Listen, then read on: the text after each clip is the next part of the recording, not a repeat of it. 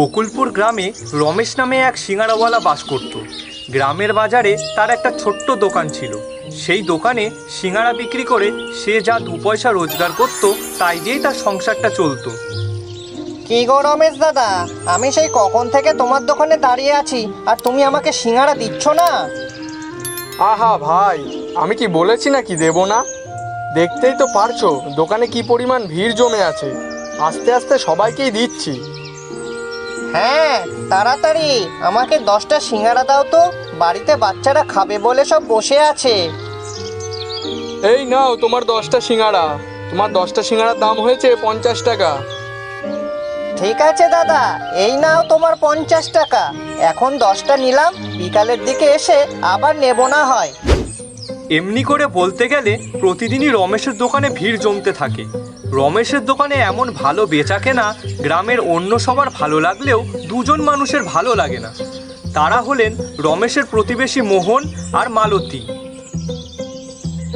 দেখো দেখো, এই রমেশের দোকানেও আজকেও কি পরিমাণে ভিড় জমেছে। হ্যাঁ গো, তাই তো দেখছি। আর আমি এই বাজারে একটা দোকান দিয়েছিলাম, সেখানে ভুলেও কোনো লোক আসে না। আসবেই বা কিভাবে? বাজারের সব লোককে তো ওই রমেশই কিনে নিয়েছে। এই বেটা রমেশকে যদি একটা উচিত শিক্ষা দিতে পারতাম তাহলে ঠিক হতো। সেই চেষ্টাও তো কম করলে না, কিন্তু কিছুতেই তো কিছু হচ্ছে না। কোনোভাবেই ওই রমেশকে আমরা দমাতে পারছি না। চলো বাড়িতে ফিরে যাই, এখানে দাঁড়িয়ে দাঁড়িয়ে এসব চিন্তা করলে কিছুই হবে না। এইভাবে মোহন ও মালতীর কোনো কুবুদ্ধি রমেশকে বিপদে ফেলতে পারে না। বাড়িতে রমেশের স্ত্রী অনিতা ও তার একমাত্র মেয়ে রূপা।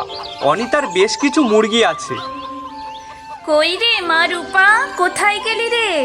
তাড়াতাড়ি ঘর থেকে কিছু মুরগির খাবার নিয়ে আয় তো। এই যে মা, তোমার মুরগির খাবার এনেছি। বুঝলি মা রূপা, দেখতে দেখতে মুরগিগুলো বেশ বড় হয়ে গেছে। এবার এগুলো সময় মতো বিক্রি করতে পারলে অনেক টাকা পাবো। হ্যাঁ মা, আমরা এইগুলো বিক্রি করে আরো নতুন হাঁস মুরগি কিনবো। তুই একদম আমার মনের কথা বলেছিস মা রূপা। ভালো দামে বিক্রি করতে পারলে সত্যি নতুন কিছু হাঁস মুরগি নিয়ে আসবো। সারাদিন বাজারে দোকানে কাজবাজ করে রাত্রিবেলায় রমেশ বাড়িতে ফিরে আসে। একসাথে 3জনে খেতে বসে রমেশ বলল, বুঝলে গো অনিতা, আজকাল বাজারে বেশ ভালো সিঙাড়া বিক্রি হচ্ছে। হ্যাঁ গো, এমন ভাবে চলতে থাকলে আমাদের দুঃখ কষ্ট আস্তে আস্তে দূর হতে শুরু করবে। হ্যাঁ, তা যা বলেছো। বাবা, তুমি যে বলেছিলে আমার নতুন জামা কিনে আনবে, কই সে তো দিলে না। দেবো মা, দেবো। হাতে কিছু টাকা জমাই, তারপর দোকানটা সারিয়ে তুলবো। আর তোর জন্যে ভালো পোশাকও নিয়ে আসবো। হ্যাঁ গো, আমাদের দোকানটা যত দ্রুত সম্ভব সারিয়ে তোলা উচিত। দোকান তো একেবারেই ভেঙে চুরে গেছে। হঠাৎ ঝড় বৃষ্টি শুরু হলে কি হবে বলো তো? হ্যাঁ, আমারও এই নিয়ে বড় চিন্তা হচ্ছে। দেখি হাতে কিছু টাকা আসুক, তারপরেই কাজটা করে ফেলবো। সেদিন রাতে প্রচণ্ড বৃষ্টি হয়। ঝড়ঝাপটায় গাছের ডালপালা ভেঙে পড়তে শুরু করে এদিক ওদিকে। নদী নালা জল হু হু করে বেড়ে যেতে শুরু করে। সকাল হতে না হতেই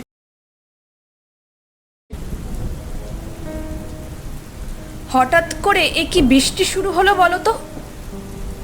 হ্যাঁ, তাই তো দেখতে পাচ্ছি।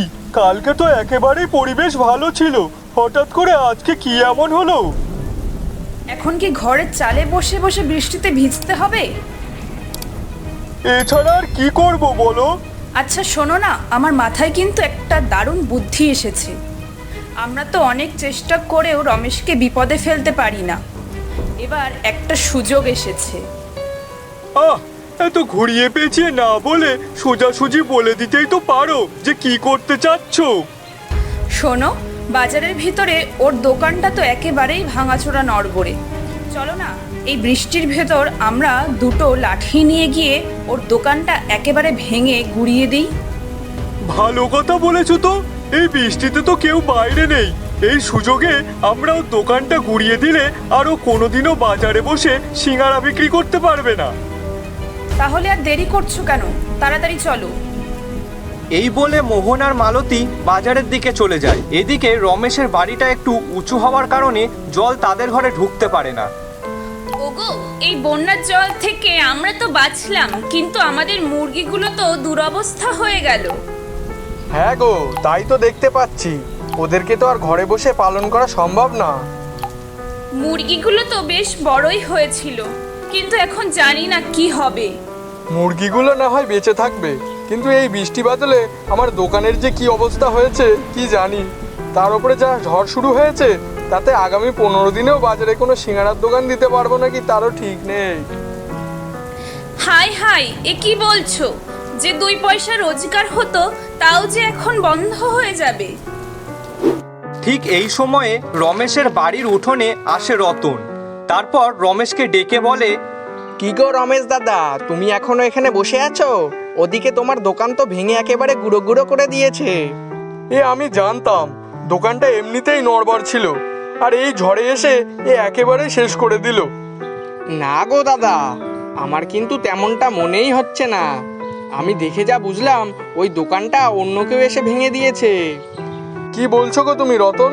এই বৃষ্টি বাদলে কার আবার এত রাগ থাকতে পারে যে আমার দোকান ভেঙে দিয়ে যাবে? সে যাই হোক না কেন, কেউ না কেউ তোমাদের ক্ষতি করছে।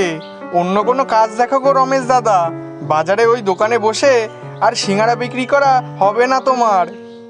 এই বলে রতন ওখান থেকে চলে যায়। এদিকে সব কথা শুনে রমেশ ভীষণ চিন্তায় পড়ে যায়। এখন কি হবে বলো তো? দোকানটা যদি না থাকে তাহলে তো আমাদের পথে বসতে হবে। আমার মাথায় একটা বুদ্ধি এসেছে। আমাদের তো একটা ঠেলা গাড়ি আছে, ওটার উপরে একটা ছাতা লাগিয়ে তুমি সিঙ্গারা বিক্রি করবে, কেমন? বাবা, আমাদের মুরগিগুলো তো পালন করা অনেক কঠিন হয়ে যাচ্ছে। তুমি এক কাজ করো, মুরগিগুলো দিয়ে তুমি চিকেন সিঙ্গারা বানাও। দেখবা বৃষ্টির সময় লোকজনেরা অনেক পছন্দ করবে। আমাদের রূপা কিন্তু একদম ঠিক কথা বলেছে। মুরগিগুলোকে এমনিতেও ঘরে আটকে রেখে দিলে ওরা মারা যাবে, তার থেকে তুমি বরং চিকেন সিঙ্গারা করে তা বিক্রি করো। ঠিক আছে, তোমরা যখন বলছো তাহলে তাই হোক।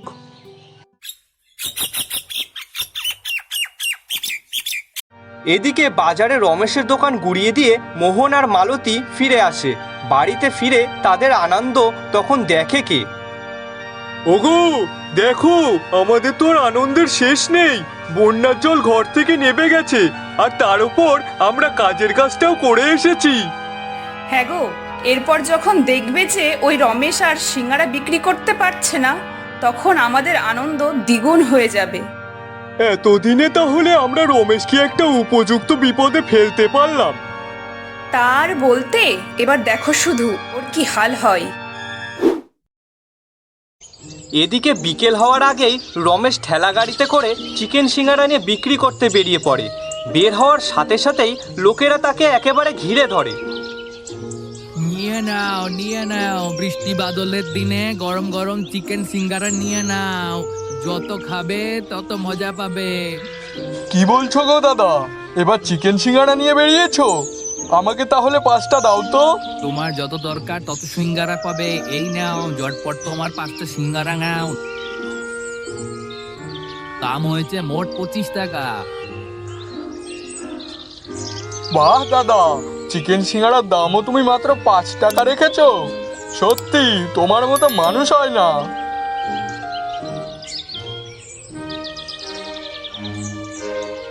রমেশ কিছুক্ষণ গ্রামের বাজারে চিকেন সিঙ্গারা বিক্রি করে, তারপর ঠেলা গাড়ি নিয়ে গ্রামের প্রতিটা বাড়ির সামনে যায়।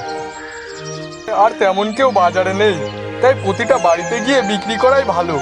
মনে হচ্ছে আর কিছুক্ষণের ভিতরেই আমার সব চিকেন সিঙ্গারা বিক্রি হয়ে যাবে।